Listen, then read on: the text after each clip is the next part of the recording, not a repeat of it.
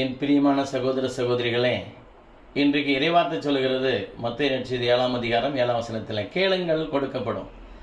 நிறைய பேர் சொல்கிறாங்க, கேட்குறேன் கிடைக்கலையே, ஏன் கிடைக்கல என்று சொல்லி கேள்வி மேல் கேள்வி கேட்கிறார்கள். இங்கே சொல்லப்படுகிறது, முதலில் இறைவார்த்தை கேளுங்கள், அதன்படி நடங்கள், மற்றதெல்லாம் சேர்த்து கொடுக்கப்படும். இறைவார்த்தை என்ன சொல்கிறது?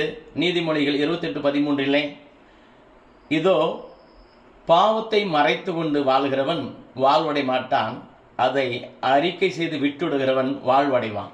நம்ம வாழ்வு பெற வேண்டும் என்றால் நம்முடைய பாவத்தை எல்லாம் அறிக்கை செய்து நல்லதொரு பாவசங்கதனை செய்து அதை விட்டு விட்டு ஆண்டவரிடத்தில் என்ன கேட்டாலும் கொடுப்பார். பிரியமானவர்களை, ஏன் கிடைக்கிறதில்லன்னு சொன்னால், நம்ம பாவத்தை மறைக்கிறோம், அல்லது பாவம் சங்கீர்த்தனம் செய்ய மறுக்கிறோம், அல்லது பாவத்தை ஏற்றுக்கொள்ள கூட நாம் மறுத்து கொண்டிருக்கிறோம். ஆகவே இந்த நாளிலே ஒரு நல்லதொரு பாவசங்கதனை செய்வதற்கு என்ன தடை என்று திருப்பாடல் 32:3 சொல்கிறது, என் பாவத்தை அறிக்கிடாதவரை என் எலும்புகளும் தசைகளும் மூட்டுகளும் வலியும் வேதனையுமாய் இருக்கிறது.